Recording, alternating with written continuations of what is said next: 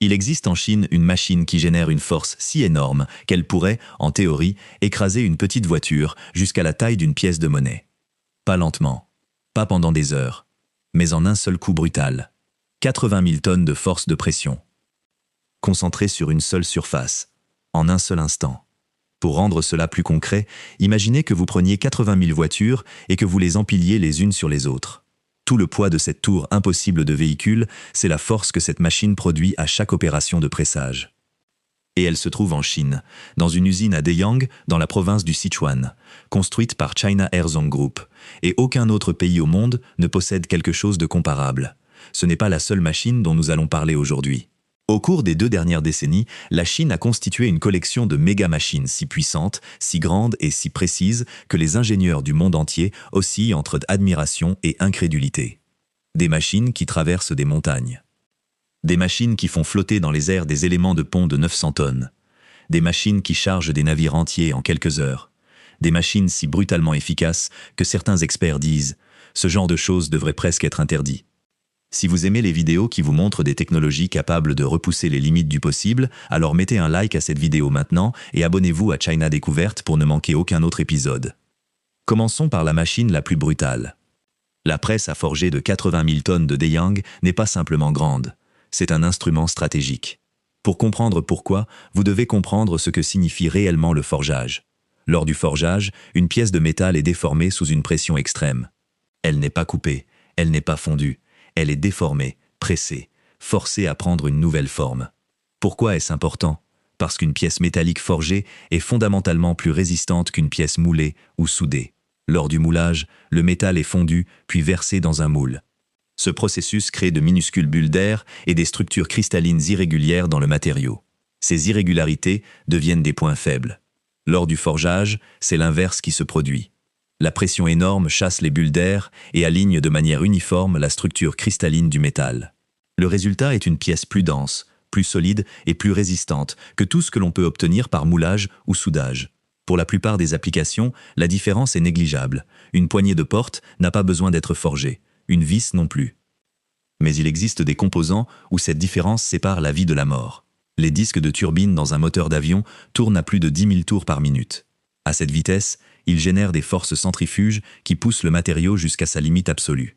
Une seule faiblesse, une seule bulle d'air, une seule micro-fissure, et le disque peut exploser. En plein vol. Avec des centaines de passagers à bord. C'est pourquoi les disques de turbine sont forgés. Pas moulés. Forgés. Sous une pression énorme. Et plus la pièce est grande, plus il faut de pression. Les cuves sous pression des réacteurs nucléaires en sont un autre exemple. Ces cuves doivent résister à des températures extrêmes, à des pressions extrêmes et à des décennies de rayonnement neutronique. Une défaillance aurait des conséquences catastrophiques. Elles sont donc construites à partir de pièces forgées. Des pièces si grandes et si lourdes que seule une poignée de presses dans le monde peuvent les fabriquer. Et c'est ici que cela devient stratégique. Avant la Chine, seuls 3 pays possédaient des presses à forger de plus de 50 000 tonnes de capacité, les États-Unis, la Russie et la France. Ces presses ont été construites pendant la guerre froide pour fabriquer des armes nucléaires, des sous-marins et des avions de combat. Elles étaient, et restent, des technologies clés du complexe militaro-industriel. La Chine n'en possédait aucune. Et cela signifiait que, pour chaque grande pièce forgée, qu'elle soit destinée à des centrales électriques, des avions ou des navires, la Chine dépendait de l'étranger. D'autres pays pouvaient livrer quand ils le voulaient, au prix qu'ils voulaient, ou ne pas livrer du tout. En 2012, cela a changé. La Chine a achevé la presse de 80 000 tonnes. Pas 50 000 tonnes comme l'américaine. Pas 65 000 comme la russe. 80 000. La presse a forgé la plus puissante jamais construite. D'un seul coup, la Chine pouvait produire des composants qu'aucun autre pays ne pouvait fabriquer avec cette taille et cette qualité.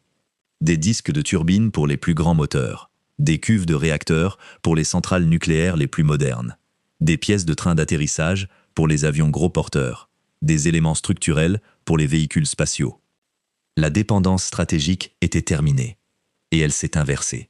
Aujourd'hui, d'autres pays viennent en Chine pour faire forger des composants qu'ils ne peuvent pas fabriquer eux-mêmes. Mais la presse à forger n'est que le début. Sous terre, sous les villes, sous les montagnes, sous les fleuves, travaillent des machines tout aussi impressionnantes, mais d'une manière totalement différente. Les tunneliers chinois font partie des plus grandes machines mobiles que l'humanité ait jamais construites. Le plus grand d'entre eux possède une tête de forage de 23 mètres de diamètre. 23 mètres. C'est plus large qu'une autoroute à 8 voies. C'est plus haut qu'un immeuble de 6 étages. C'est si grand que l'on pourrait placer une maison individuelle entière dans la section du tunnel et qu'il resterait encore de la place. La tête de forage est faite d'acier trempé et équipée de dizaines de molettes de coupe, chacune aussi grande qu'un pneu de voiture. Lorsque la tête tourne, et elle tourne à une vitesse qui paraît étonnamment lente mais cache une force immense, elle dévore la roche, la terre, l'argile et même le granit. La machine n'est pas seulement une foreuse, c'est une usine mobile complète. Pendant que la tête de forage broie la roche à l'avant, un système de convoyeurs transporte les déblais vers l'arrière. En même temps, un bras robotisé place des segments préfabriqués en béton sur les parois du tunnel, l'un après l'autre, anneau après anneau. Le tunnel est construit pendant qu'il est creusé. En temps réel, la vitesse est impressionnante. Certaines de ces machines avancent de plus de 30 mètres par jour. Cela semble lent, mais pensez à ce qui se passe réellement. 30 mètres de roches massives sont broyés, évacués et remplacés par un tunnel terminé et revêtu. Chaque jour, 24 heures sur 24. La Chine construit actuellement plus de lignes de métro que tout le reste du monde réuni.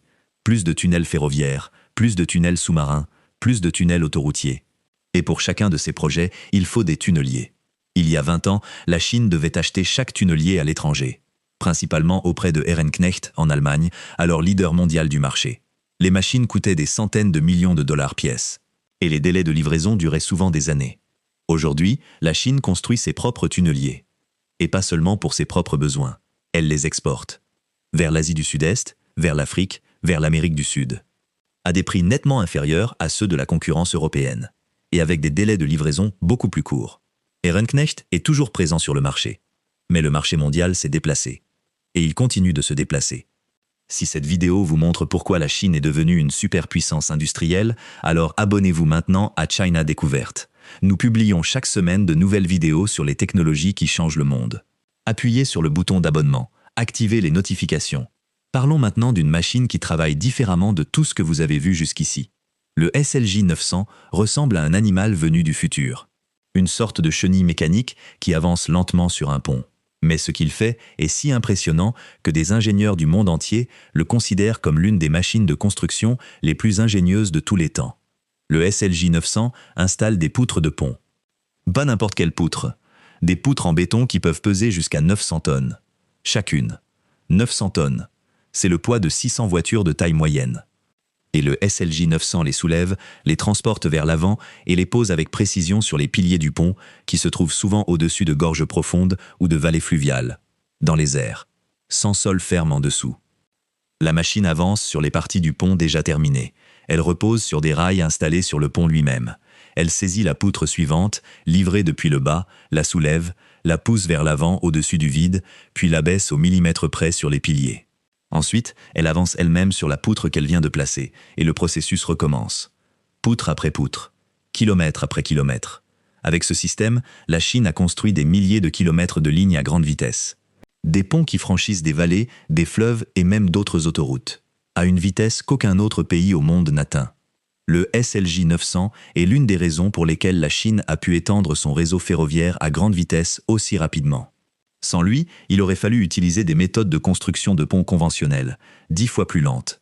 Et puis, il y a les machines que l'on ne trouve pas sur Terre, mais dans l'eau. Le port de Shanghai, Yangshan Deepwater Port, est le port à conteneurs le plus actif du monde. Plus de 50 millions de conteneurs y sont manutentionnés chaque année. Cela représente plus de 130 000 conteneurs par jour, ou environ 1,5 conteneur par seconde. Pour gérer cela, la Chine a construit quelque chose qui ressemble à une scène de film de science-fiction. Un terminal à conteneurs entièrement automatisé. Pas d'humains, pas de conducteurs, pas de grutiers, seulement des machines. D'immenses portiques, chacun aussi haut qu'un immeuble de 20 étages, saisissent les conteneurs directement sur les navires. Ils se déplacent sur des rails le long du quai, contrôlés par des algorithmes qui calculent en temps réel quel conteneur doit aller à quel endroit. Sous les grues circulent des véhicules de transport automatisés, de petits robots plats sur roues, qui récupèrent les conteneurs et les transportent vers les zones de stockage. Là, d'autres grues automatisées prennent le relais, empilent les conteneurs, les trient et les préparent pour le transport par camion ou par train. L'ensemble du terminal fonctionne 24 heures sur 24, sans pause, sans changement d'équipe, sans erreur humaine, L'efficacité est si élevée qu'un seul navire peut être chargé et déchargé en quelques heures, là où les ports conventionnels auraient besoin de plusieurs jours. Ce que toutes ces machines ont en commun, ce n'est pas seulement leur taille ou leur puissance, c'est la logique stratégique qui les sous-tend. Chacune de ces machines résout un problème spécifique qui peut freiner le progrès de tout un pays. La presse à forger élimine la dépendance aux composants étrangers. Les tunneliers permettent de construire des infrastructures à une vitesse autrement impossible. Le SLJ 900 rend l'expansion du réseau à grande vitesse réellement réalisable. Et les grues portuaires automatisées maintiennent le commerce mondial en mouvement. La Chine a compris que les machines ne sont pas seulement des outils, ce sont des instruments de puissance. Celui qui construit les machines les plus grandes, les plus fortes et les plus précises contrôle les chaînes de production. Celui qui contrôle les chaînes de production contrôle l'économie. Et celui qui contrôle l'économie fixe les règles du jeu. Bien sûr, il existe des zones d'ombre. La capacité de production massive rendue possible par ces machines a mis les marchés mondiaux sous pression. Les fabricants européens de tunneliers perdent des parts de marché. Les entreprises américaines de forge ne peuvent plus rivaliser sur certaines grandes pièces. Les entreprises japonaises de technologie portuaire voient leur domination s'affaiblir. Et il existe des questions de sécurité au travail. Des machines de cette taille et de cette puissance sont intrinsèquement dangereuses. Les accidents dans les installations chinoises de l'industrie lourde ne sont pas toujours rapportés avec transparence. Les conditions de travail dans certaines usines font l'objet de critiques.